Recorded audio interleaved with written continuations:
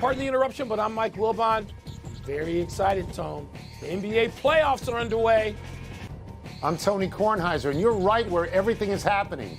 Chicago. What? That's right. What? That's right. I can get from Olympia Fields to my apartment in about 35 minutes, which is just time enough to turn on ESPN or TNT to watch the playoffs. That's right. Yeah, that's wonderful. Chicago's not even in the NBA anymore. They're so bad, they weren't even invited to these play-in games. Good choice by you. Did their pitchers give up any home runs last night in the 7th or 8th inning? No, they didn't lose. They don't have Daniel Hudson, do they? They didn't give up 2 homers. No, they did not. But it's good choice, Chicago. Olympia Field's good to play golf. Welcome to PTI, boys and girls. In today's episode, Porzingis gets tossed. Big Ten parents are upset, and Fernando Tatis Jr. gets heat for crushing the ball. But we begin today with the Magic upsetting the Bucks this afternoon in Game 1 of their opening round playoff series. Nikola Vucevic, I hope I pronounced that correctly, scored 35 as the 8 seed beat the 1 seed. Now, Wilbon, you have said for a while that you're not a believer in the Bucks. How big a loss was this for Giannis and his teammates? Well, Tony, you would think it's just a wake-up call. And they needed a wake-up call because the early time of the game seemed to just throw the Bucks. Tony, they had no energy. You know me for a long time. You know I'm not Mr. Morning. I believe that people should wake up and get started with some cereal around 12:30 or 1. The Bucks were on that program. They were dreadful. Vucevic played evenly with the presumptive MVP, Giannis Antetokounmpo, and Brook Lopez and Middleton. They had no games. They were like 6 for 21 combined. They gave them nothing. And you know, I don't believe in the Bucks. I haven't believed in the Bucks. And now I'm not going to run around saying they're going to get beat off this one game. I know usually when it's home, and there's a swing to this, you always say losing game 1, stay calm in a 7-game series is no big deal. Do you think this is a big deal? No, I mean, I don't, because I think last year Orlando won Game 1 against Toronto, and that was the extent of the games that they won. Good point. And I think that to this point, the 4 games yesterday all went to the higher seeds. So I expect, particularly in a 1-8, I expect the one team to win at some point. What I don't know about, and what none of us knows about, is home court, the lack of home court. Because you say to yourself, well, if it goes to a Game 7, the better team has home court. There is no home court. Maybe Orlando. You'd say, well, Orlando has home court, but it's not their court and there are no fans. So the great unknown, Mike, is what if momentum is gathered by a team with the lower seed, can they actually win? But I don't think they can in this case, and you don't either. I don't think they can, Tony, but I'll just say this. Look, Antetokounmpo is not going to win by himself. I mean, Toronto showed last year that's not going to happen, and teams are now going to copy that. So, again, Middleton and Brook Lopez, not Robin, Brook, those guys have to be terrific. Not great, not MVP. They got to be all-stars, and they weren't. And so they better be in Game 2, or then we could have something on our hands. I'll just ask you this one thing. I'm going to ask you one thing. The Disney patch was so evident on Orlando. Do you think the fix is in for Disney and us and everything Disney? Do you think? What do you think? Let me ask you something. How are those TV ratings going to go if Giannis goes out and Orlando's still in?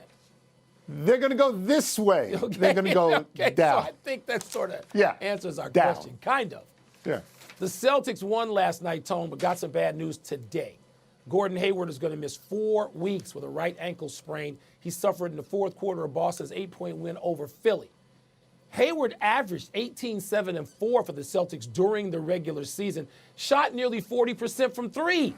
Tony, does this swing that series toward the Sixers? I don't think it does. Gordon Hayward's a very, very good player. As you say, it was 17.5 points, 50% from the field, 38% from 3. He's a really good player. I think what this does is sort of evens out the fact that Philadelphia doesn't have Ben Simmons, which to me is a larger blow to that team than Gordon Hayward would be. I still think that Jaylen Brown and Jason Tatum and Kemba Walker, I think that's enough to beat Philadelphia. So, no, I don't think it shifts it. Do you?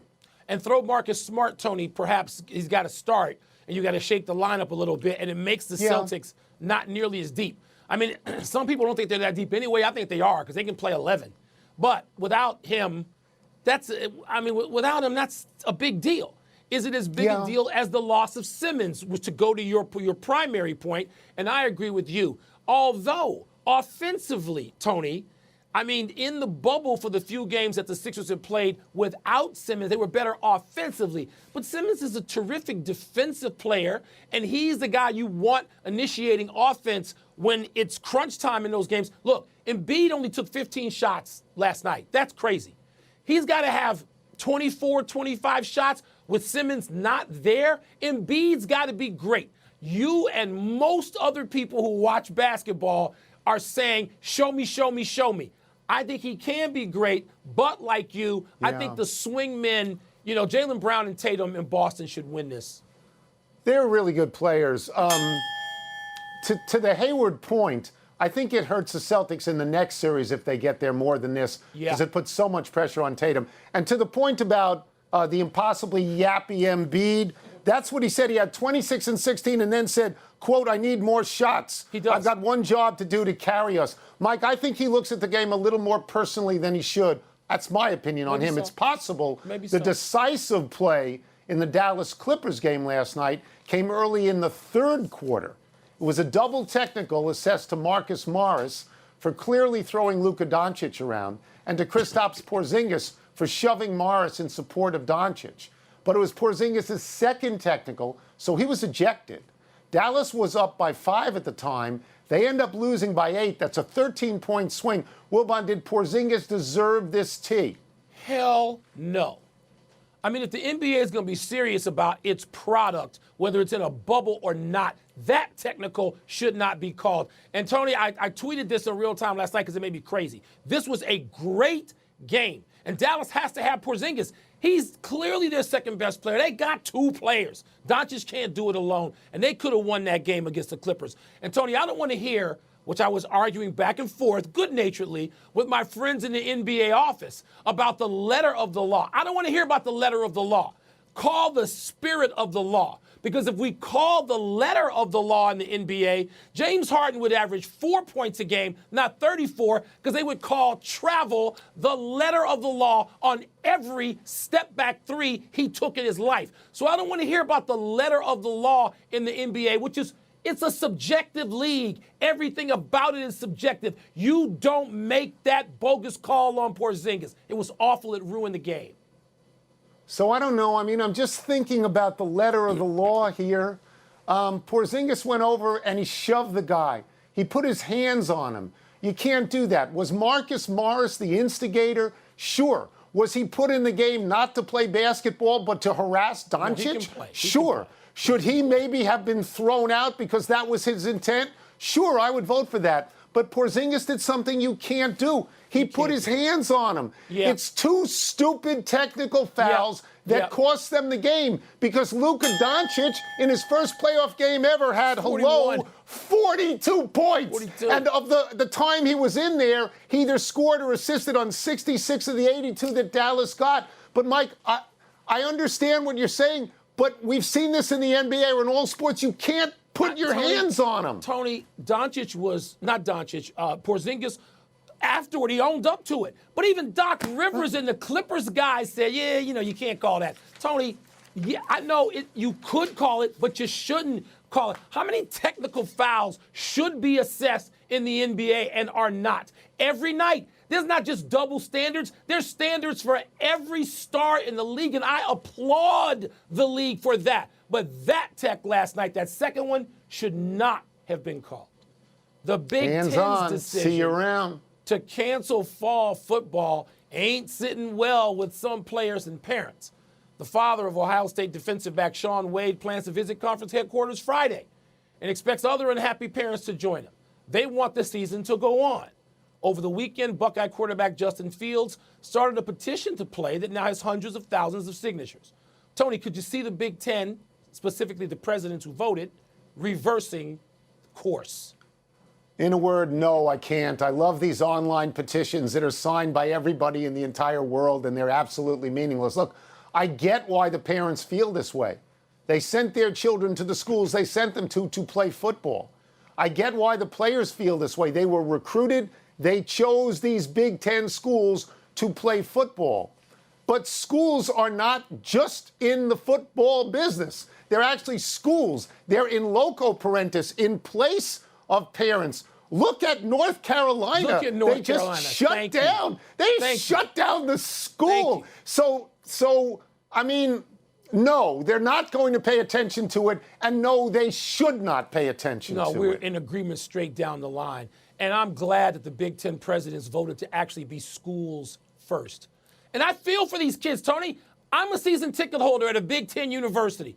Paid in full for this season, which ain't going to happen. I love going to these games. I travel to go to these games. And I've done this for years. So I understand the love of this. And I'm not even a parent of a player. I know these parents have got to be in pain. But, Tony, if all these schools and in certain sections of the country more than others, where they just lie and say student athletes, and they don't mean that for a bit. How about North Carolina? The University of North Carolina, a fine university by any measure, embarrassing itself, certainly. I would say now, because the chancellor puts out one release that says this is what we're doing. We're canceling because we can't keep kids safe on campus and in classrooms and in facilities. And then the athletic director comes out with something completely different. Okay, so you know what? I expect that. Sorry. I expect that in the SEC. I expect a little something different. I'm not going to say better, a little something different at North Carolina, and you're not getting it. So the Big Ten presidents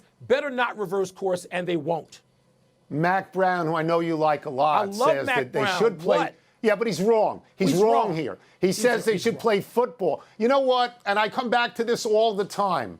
These are schools. They're not professional teams. If you want these kids to play, you can't treat them like lab rats. You got to pay them. The school is not safe. It's that simple. It's not safe. Let's take a break. Coming up, did Fernando Tatis Jr. really make a mistake by hitting a grand slam? And later, do the Lakers have anything to worry about in their series with the Blazers? Got to sit around and watch a one seed go down all day. Think about that until. Yeah, I don't think that's, again, it's a 7-game series. 7 games. It's not single elimination, although it has a March Madness feel with these games at, noon, 1 o'clock and 4 o'clock has a March Madness feel to it. You're barely awake when the games start. I've been awake for 12 hours. Fernando Tatis Jr. got in trouble for swinging his bat. The Padres' young star missed a take sign on a 3-0 pitch with the bases loaded in the 8th and hammered a grand slam to right. Both managers got upset because the Padres were already up 7 at the time. The next pitch sailed behind Manny Machado's back. Tatis said he didn't know this unwritten rule. And next time, he'll probably take the pitch. Wilbon, did he really make a mistake? Hell no, for the second time in this show. No, to both managers, shut up. Stop with your unwritten, stupid baseball rules. This is just junk. 10-3, as you and I know, because we root for teams that often have no bullpen, that could easily give up 6 or 7 runs in the 8th or 9th. 10-3 is not promised. It's not written in concrete. Swing at the pitch. They talk all the time about guys who are great enough to have the green light on 3-0, even with a lead. Tatis is already great enough to be one of them. So we're going to have an honest disagreement about this. What? First of all, I'm going to say that Tatis, he absolutely knew the unwritten rule. His father was a major league player. He knows how this goes. It's a 3-0 pitch and there's a take sign. They're up 10-3 and it's the 8th inning. It's not the 3rd inning or the 5th inning. It's the 8th inning. And I know their bullpen stinks, but you're expected to hold this lead. And he pranced around the bases and exulted when he got to home. That's different. Let me tell you what happened, Mike, because the next pitch goes behind Machado, but he could have stuck it in his ear. He could have done that. This was the wrong call by Fernando Tatis, who is great. Reggie Jackson, who I love, tweeted out that it was the right thing to do. Nobody loves Reggie more than me. Reggie's wrong on this. Trevor Bauer's wrong on this. And this kid's great. Right. 24 games, Mike. 11 home runs and 28 RBI. To me, this is an error in judgment. To me. Tony, by the way, it was a good thing that the pitcher got 3 games suspended, okay? Should have been 6 for throwing at Manny Machado subsequently. Tony, enough of baseball's unwritten rules. You don't want to get taken deep, throw a better pitch.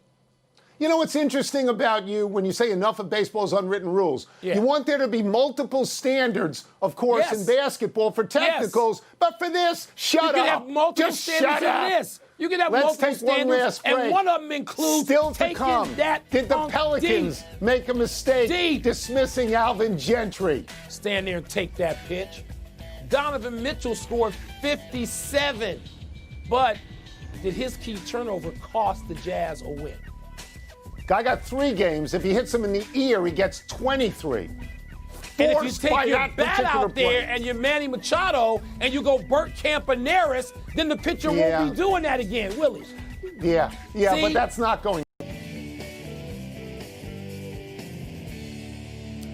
Happy time, people. Happy 52nd birthday, Brian Mitchell. Mitchell is a local for Wilbon and me. We covered him when he played for the Washington football team. We have watched him on TV in D.C., and we've been on his radio show. People may know that B. Mitch was a terrific punt and kick returner, along with being a running back and, for a time, Washington's third-string emergency quarterback. What they probably don't know is the numbers he amassed. And amassed is the correct word. Brian Mitchell holds the NFL record for punt return yards, 4,999. He holds the NFL record for kick return yards, 14,014. Obviously, he holds the NFL record for combined punt and kick return yards, 19,013. He has the second most special teams touchdowns, 13, behind Devin Hester. And he is second all-time in all-purpose yards behind only Jerry Rice. He was on a Super Bowl champion. He was first-team All-Pro. You can make a case for Brian Mitchell to be in the Hall of Fame, right, Wilbon? You just made it. That is the case. That's the entirety of it. He should be there. I was there when he was a rookie. One of the first times he touched the ball, he took it 90 yards for either punt or kick return. I think it was in Carolina. He was a great player. He's a Hall of Famer, Tony. The Washington football franchise named Jason Wright its president. Jason Wright, people won't know that name even though he played in the NFL, running back for 7 years. Went to a little place called the University of Chicago, somewhere back behind me, for his MBA. But undergrad, he went to Northwestern University, Tony. He is the youngest president of an NFL team. He is the first black president of an NFL team with the title. Though Kevin Warren, now the commissioner of the Big Ten, essentially was that. He was the COO for the Minnesota Vikings, all right? So, but we're talking about the first ever, and his job is to essentially make that place not toxic anymore. It's a tall order, but Tony, that's what he's done. He's gone to places and he's changed the culture. I wish him all the best, and now I'm going to have to root for them because I'm going to root for him. Happy anniversary, Brett Favre. On this day 11 years ago, 6 months after he tearfully announced his retirement for the second time, and 3 weeks after affirming that he would never, ever return to the field, Favre signed a 2-year, $25 million contract with the Minnesota Vikings, once his hated rival. Favre was 38 when the Packers traded him to the Jets in 2008 to make room for Aaron Rodgers. I bring this up because Rodgers turns 37 this season, and a trade from the Packers is not out of the question. Favre had successful, though brief, runs with the Jets and the Vikings. He improved the Jets from 4-12 to 9-7 in his one season there, and he led the Vikings to a 12-4 record and the NFC Championship game. Favre was a great and charismatic quarterback, and his tearful retirements and reversals always led the PTI show. It led the PTI show because half of the people doing the PTI show would lose his mind every time Brett Favre cried behind a microphone or said he was retiring or said he was coming back. If anybody else did that, I'm tired of this guy always retired and coming back. But Brett Favre did it. We should therefore have a national holiday. The man in the attic, the crazy old man in the attic now in his hat, used to say all the time. Well, you were the one who loved Favre. So odd. Happy trails to Game 1 for the Utah Jazz. Donovan Mitchell scored 57 points for the Jazz last night, but after the game, people wanted to talk about his mistake. With 1:46 left and the Jazz up 4, Mitchell took too long bringing the ball up court. Took too long for me to say that. The turnover led to a Nuggets 3, a tie in regulation, and then a Nuggets win in overtime. Wilbon, Mitchell scored 28 points over the fourth quarter in the overtime. How much importance should we place on his gaffe? Tony, he said that he cost his team. I mean, he was the one who pointed it out and shouldered the blame, which is one of many reasons I love Donovan Mitchell as a player in this league. But, Tony, what should we do? Say he should have scored 59? Like, how much more you want to put on Donovan Mitchell? Somebody else on that team is going to have to shoulder some of the load so that Donovan Mitchell can have a mere 30-point game and get Utah a win to even that series. By the way, one of the great games in the playoffs, Tony, and that duel, maybe it wasn't better than Bird and Dominique, but it was right there. Right there. No errors today. Let's go to the big finish if we can. Thunder Rockets, Blazers, Lakers tonight. Who do you have winning those series? I got the Lakers winning in a close series, Tony, and I got the Thunder beating the Rockets in a close series as well. They might each go 7. The Raptors beat the Nets in game 1. Is that a big deal to you? No, they're better. No, they should win. Over the weekend, the Bulls fired Jim Boylan and the Pelicans fired Alvin Gentry. Was that deserving? You know, we both know and been friends with Alvin Gentry for a long time, so I'm not going to try to be objective about that. That's what most people, it seems, wanted in Chicago. They got to get the right guy in each case. In each case. Tiger's son, Charlie, won a U.S. Kids event by 5 strokes with his dad on the back. I think he had 3 birdies in 9. Your thoughts, Tony? Tiger in shorts carrying the kid's bag was tremendous. Last one, the Capitals and Blackhawks can both go out tonight. Will they? No, they're both going to win tonight, but that's going to get the Blackhawks back within 3-2, big boy. The Capitals are down. Out of time. Try and do better the next time. And I'm Tony Kornheiser. I'm Mike Wilbon. Same time tomorrow, knuckleheads. You can get the PTI podcast on the ESPN app or Apple Podcasts. Grayson Sig, I'm watching you.